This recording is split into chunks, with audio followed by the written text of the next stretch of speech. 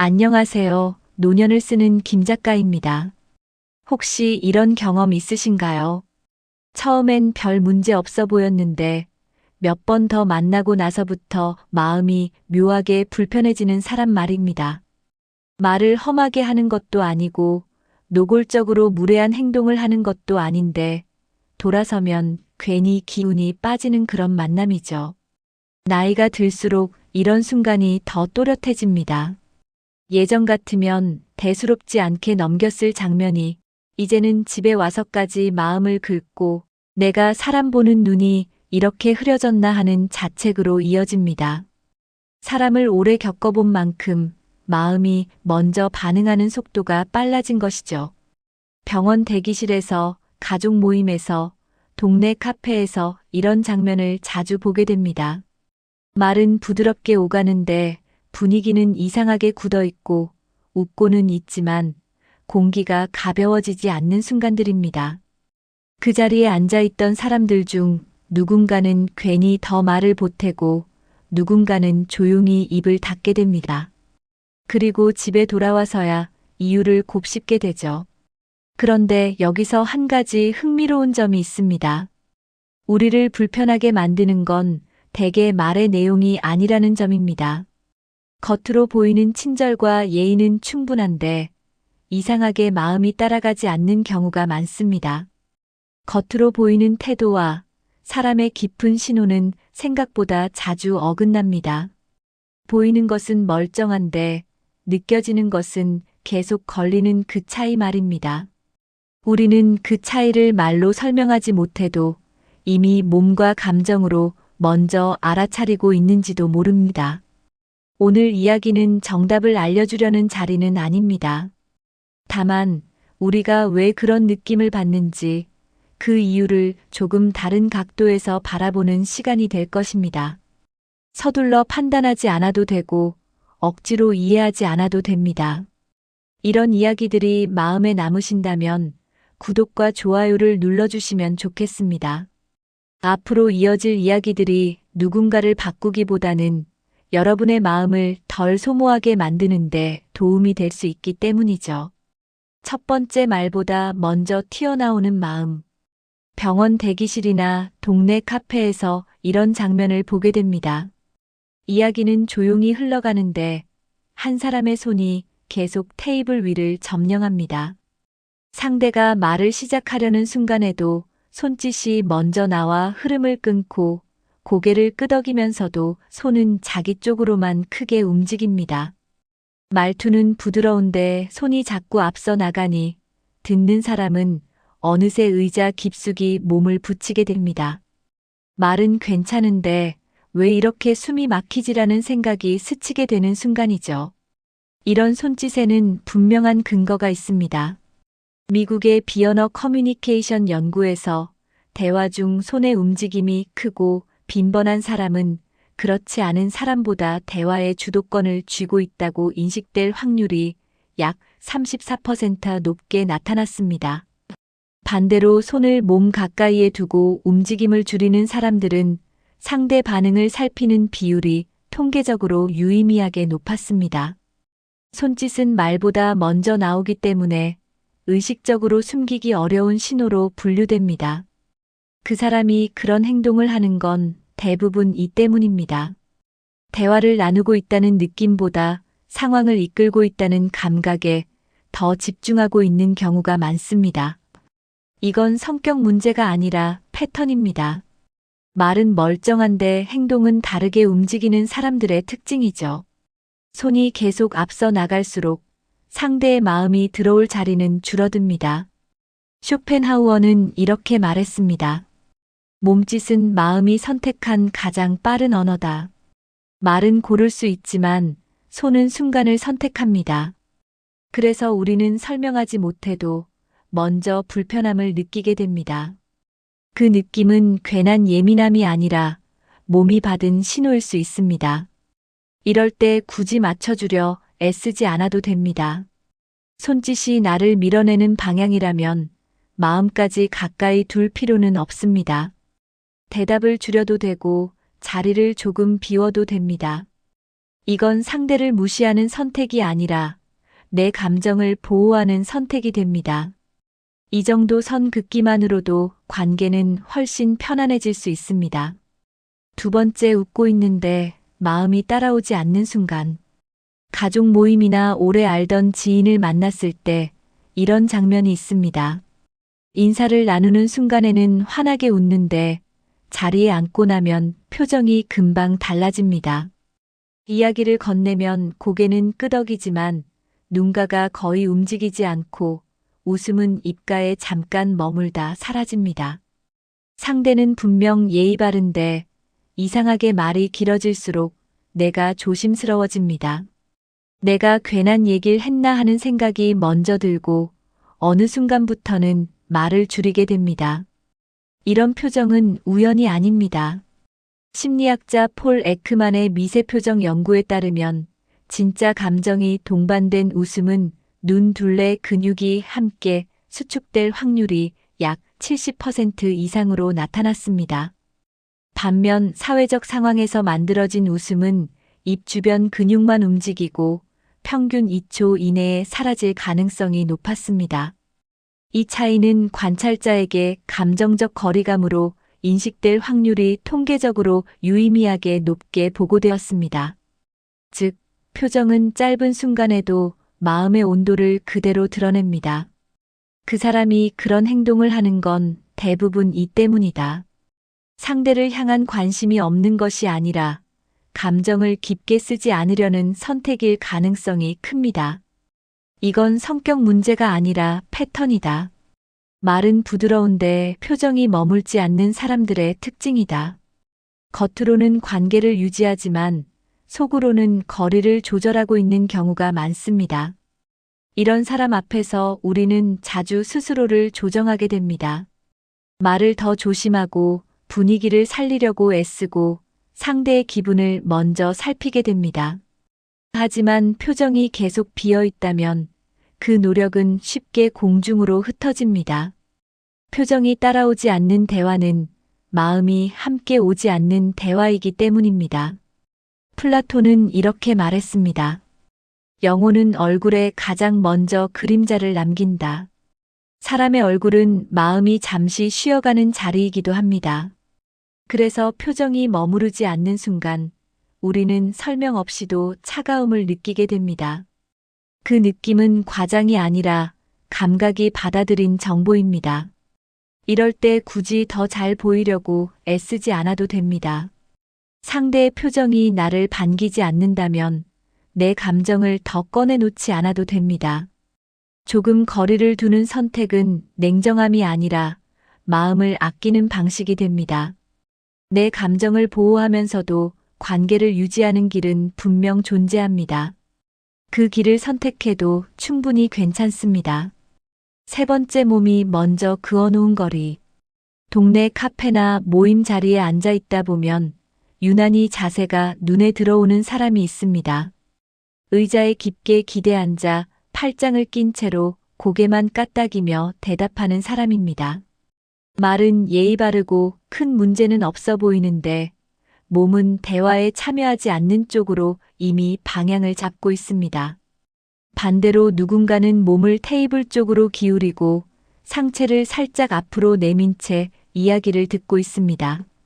같은 자리에 있어도 몸의 각도만으로도 분위기가 완전히 달라집니다. 이런 자세에는 분명한 이유가 있습니다.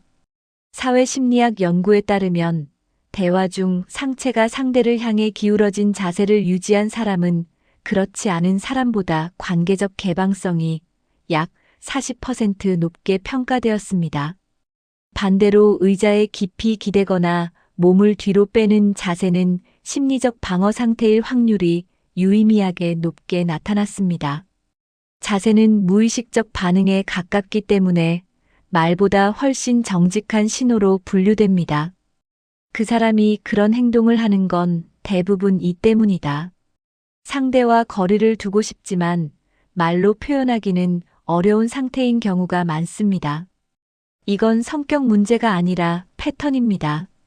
말은 참여하고 있는 것처럼 들리는데 몸은 이미 빠져나갈 준비를 하고 있는 사람들의 특징이죠. 그래서 우리는 대화를 하고 있어도 혼자 말하고 있다는 느낌을 받게 됩니다. 특히 나이가 들수록 이런 장면은 더 선명해집니다. 젊을 때는 분위기라고 넘겼던 신호들이 이제는 몸으로 먼저 느껴집니다. 자세가 닫혀 있는 사람 앞에서는 괜히 말을 줄이게 되고 이야기를 깊게 꺼내지 않게 됩니다. 몸이 먼저 여기까지만이라고 말하고 있기 때문입니다. 몽테뉴는 이런 말을 남겼습니다. 사람은 말로 관계를 만들지만 몸으로 선을 긋는다. 자세는 그 선이 어디에 그어졌는지를 보여줍니다. 그래서 우리는 이유를 몰라도 편하거나 불편하다고 느끼게 됩니다. 그 느낌은 경험에서 나온 감각입니다. 이럴 때 억지로 다가갈 필요는 없습니다. 상대의 몸이 이미 거리를 두고 있다면 나까지 애써 다가설 이유는 없습니다. 자리를 조금 옮겨도 되고 대화를 가볍게 마무리해도 됩니다. 이건 관계를 끊는 선택이 아니라 내 감정을 보호하는 선택이 됩니다. 그 정도 선을 지키는 것만으로도 마음은 훨씬 편안해집니다. 네 번째, 볼륨의 숨은 마음의 위치. 동네 모임이나 직장 점심자리에서 이런 장면이 있습니다. 한 사람의 목소리만 유독 크게 울립니다. 웃으며 말하고 농담도 섞는데 주변의 다른 목소리는 점점 묻혀버립니다. 누군가 말을 시작하려 하면 그 소리를 덮어버리듯 볼륨이 더 올라가고 대화의 방향은 자연스럽게 그 사람 쪽으로 쏠립니다. 말이 끝난 뒤 남는 건 웃음이 아니라 묘한 피로감이죠. 반대로 너무 작은 목소리도 있습니다. 무슨 말을 하는지 가까이 가야 들리고 되묻기도 애매합니다. 대화에 참여하고 있는 것 같지만 책임은 최소한으로만 남기려는 느낌이 듭니다. 크든 작든 목소리 크기는 단순한 습관을 넘어서는 신호가 됩니다. 이와 관련된 심리학 연구가 있습니다. 사회심리학 실험에서 대화 중 평균보다 큰 목소리를 유지한 참가자는 리더십과 주도성이 높게 평가될 확률이 약 38% 높게 나타났습니다. 반면 지나치게 작은 목소리를 사용하는 경우 협력 의도는 높게 보이지만 책임 회피 성향이 동반될 가능성도 통계적으로 유의미하게 관찰되었습니다. 목소리의 크기는 감정 상태와 권력 인식이 동시에 반영되는 지표로 분류됩니다. 그 사람이 그런 행동을 하는 건 대부분 이 때문이다. 상대를 누르거나 끌어당기려는 방식으로 관계를 조절하고 있는 경우가 많습니다. 이건 성격 문제가 아니라 패턴입니다. 말의 내용보다 볼륨으로 자리를 차지하려는 사람들의 특징이죠. 말은 평범해도 소리가 관계의 균형을 흔들어 놓습니다. 우리는 이런 자리에서 자연스럽게 반응합니다. 목소리가 큰 사람 앞에서는 괜히 말을 줄이게 되고 작은 목소리 앞에서는 대화를 책임져야 할 것 같은 부담이 생깁니다. 이 모든 과정은 아주 짧은 시간 안에 이루어집니다. 목소리는 생각보다 빠르게 마음의 위치를 결정짓습니다. 쇼펜하우어는 이렇게 말했습니다. 사람은 자신의 존재를 소리로 먼저 알린다. 소리는 존재감의 크기를 드러냅니다. 그래서 우리는 이유를 설명하지 못해도 편하거나 불편하다고 느끼게 됩니다. 그 감각은 괜히 생긴 것이 아닙니다. 이럴 때 굳이 맞서거나 책임질 필요는 없습니다. 상대의 볼륨에 나를 맞추지 않아도 됩니다. 말을 줄여도 되고 대화를 가볍게 흘려도 됩니다. 이건 무례함이 아니라 감정을 아끼는 선택이 됩니다. 그 정도 선을 지키는 것만으로도 마음은 충분히 보호됩니다. 다섯 번째, 동네 모임이나 직장 점심자리에서 이런 장면이 있습니다. 한 사람의 목소리만 유독 크게 울립니다. 웃으며 말하고 농담도 섞는데 주변의 다른 목소리는 점점 묻혀버립니다.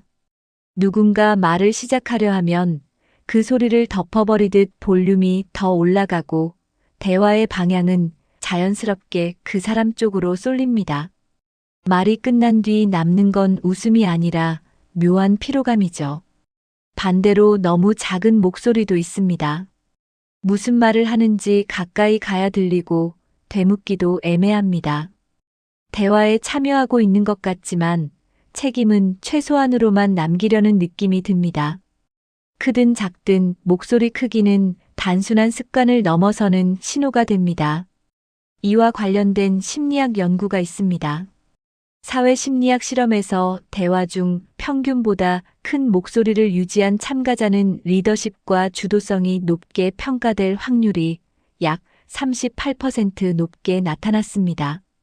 반면 지나치게 작은 목소리를 사용하는 경우 협력 의도는 높게 보이지만 책임 회피 성향이 동반될 가능성도 통계적으로 유의미하게 관찰되었습니다. 목소리의 크기는 감정 상태와 권력 인식이 동시에 반영되는 지표로 분류됩니다. 그 사람이 그런 행동을 하는 건 대부분 이 때문이다. 상대를 누르거나 끌어당기려는 방식으로 관계를 조절하고 있는 경우가 많습니다. 이건 성격 문제가 아니라 패턴입니다. 말의 내용보다 볼륨으로 자리를 차지하려는 사람들의 특징이죠. 말은 평범해도 소리가 관계의 균형을 흔들어 놓습니다. 우리는 이런 자리에서 자연스럽게 반응합니다. 목소리가 큰 사람 앞에서는 괜히 말을 줄이게 되고 작은 목소리 앞에서는 대화를 책임져야 할 것 같은 부담이 생깁니다. 이 모든 과정은 아주 짧은 시간 안에 이루어집니다. 목소리는 생각보다 빠르게 마음의 위치를 결정짓습니다. 쇼펜하우어는 이렇게 말했습니다. 사람은 자신의 존재를 소리로 먼저 알린다. 소리는 존재감의 크기를 드러냅니다. 그래서 우리는 이유를 설명하지 못해도 편하거나 불편하다고 느끼게 됩니다. 그 감각은 괜히 생긴 것이 아닙니다. 이럴 때 굳이 맞서거나 책임질 필요는 없습니다. 상대의 볼륨에 나를 맞추지 않아도 됩니다. 말을 줄여도 되고 대화를 가볍게 흘려도 됩니다. 이건 무례함이 아니라 감정을 아끼는 선택이 됩니다. 그 정도 선을 지키는 것만으로도 마음은 충분히 보호됩니다. 6번째, 화가 올라오는 방식은 늘 비슷합니다. 동네 모임이나 가족 식사 자리에서 이런 장면을 보게 됩니다. 처음엔 아무 말 없던 사람이 대화가 조금만 길어지면 표정이 굳어집니다. 누군가 가볍게 다른 의견을 내면 갑자기 목소리가 낮아지거나 반대로 툭 던지듯 날카로워집니다. 큰 소리로 화를 내는 것도 아닌데 공기가 순간 얼어붙습니다. 주변 사람들은 괜히 숟가락을 내려놓고 말수를 줄이게 됩니다. 반대로 화를 참다가 한 번에 터뜨리는 사람도 있습니다. 평소엔 괜찮다고 말하지만 어느 순간 사소한 일에 폭발합니다. 그날의 분노는 그날만의 문제가 아닌 경우가 많습니다. 이미 여러 번 쌓여 있었던 감정이 한꺼번에 쏟아져 나오는 장면이죠. 이런 분노 표현에도 분명한 연구가 있습니다. 감정 조절 연구에 따르면 분노를 즉각적으로 표현하는 사람과 억눌렀다가 폭발하는 사람 모두 스트레스 호르몬 수치가 평균보다 약 30% 이상 높게 유지되는 경향이 관찰되었습니다. 특히 분노를 간접적으로 표현하는 경우 주변 사람들이 느끼는 불안 수준이 유의미하게 높아진다는 결과도 함께 보고되었습니다. 화의 크기보다 표현 방식이 관계에 더 큰 영향을 미친다는 점이 확인된 셈입니다. 그 사람이 그런 행동을 하는 건 대부분 이 때문이다. 감정을 조절하는 방법이 익숙하지 않거나 분노를 안전하게 풀어본 경험이 적은 경우가 많습니다. 이건 성격 문제가 아니라 패턴입니다. 화를 내지 않는 것처럼 보여도 다른 방식으로 흘려보내는 사람들의 특징이죠. 그래서 우리는 이유를 알 수 없어도 긴장을 먼저 느끼게 됩니다. 나이가 들수록 이런 분노 신호에는 더 민감해집니다. 괜히 맞춰주다 마음이 다친 경험이 쌓였기 때문입니다. 분노가 자주 등장하는 관계에서는 자연스럽게 거리를 재게 됩니다. 그건 냉정함이 아니라 자기 보호입니다. 쇼펜하우어는 이렇게 말했습니다. 분노는 이성을 잠시 빌려 쓰는 감정이다. 화가 올라오는 순간 이성은 뒤로 물러납니다. 그래서 분노의 방식은 사람의 깊은 습관을 그대로 드러냅니다. 그 신호는 가볍지 않습니다. 이럴 때 상대의 화를 잠재우려 애쓰지 않아도 됩니다. 그 감정은 내가 만든 것이 아닙니다. 한 발 물러서도 되고 대화를 멈춰도 됩니다. 이건 관계를 망치는 선택이 아니라 책임을 분리하는 선택이 됩니다. 그렇게 선을 긋는 것만으로도 마음은 한결 가벼워집니다. 7번째 미안하다 뒤에 숨은 진짜 마음. 살다 보면 사과를 받았는데도 마음이 더 불편해지는 순간이 있습니다. 가족 모임에서 말다툼이 있었고 며칠 뒤 그 사람이 이렇게 말합니다. 내가 기분 상하게 했다면 미안해. 사과는 분명했는데 이상하게 마음이 풀리지 않습니다. 오히려 내가 예민했던 것처럼 느껴지고 그 이야기를 다시 꺼내는 것조차 망설여집니다. 또 어떤 사람은 사과를 하면서 설명을 먼저 꺼냅니다. 그땐 내가 너무 바빠서 그랬어. 원래 그런 의도는 아니었어. 말은 차분한데 책임은 조금씩 옆으로 밀려납니다. 결국 사과를 받은 사람만 조용히 감정을 접게 됩니다. 이런 사과 방식에도 연구 근거가 있습니다. 사회심리학 연구에 따르면 책임을 명확히 인정하는 사과는 관계 회복 가능성을 약 50% 이상 높이는 반면 조건부 사과나 설명이 덧붙은 사과는 신뢰 회복 효과가 유의미하게 낮게 나타났습니다. 특히 했다면 미안하다는 표현은 상대의 감정을 인정하기보다 상황을 흐리는 방식으로 인식될 가능성이 높다고 보고되었습니다. 사과의 형식보다 책임의 위치가 핵심이라는 뜻입니다.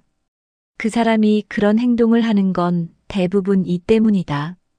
잘못을 인정하는 것보다 관계에서의 불편함을 빨리 지나가고 싶은 경우가 많습니다. 이건 성격 문제가 아니라 패턴입니다.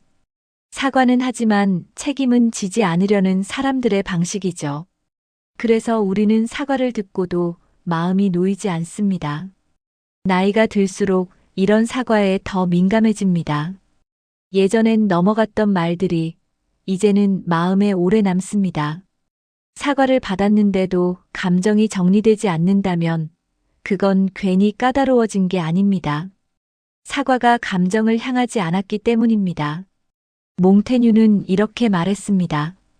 진정한 사과는 말이 아니라 태도에서 완성된다. 책임을 인정하는 태도에는 변명이 붙지 않습니다. 그래서 우리는 말보다 그 이후의 행동을 보게 됩니다.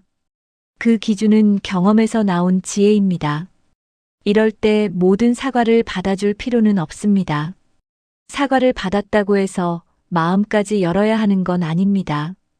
관계를 유지하되 기대를 낮출 수도 있습니다. 이건 상대를 벌주는 선택이 아니라 나를 해방시키는 선택이 됩니다. 그렇게 한 발 물러서는 것만으로도 마음은 훨씬 가벼워집니다.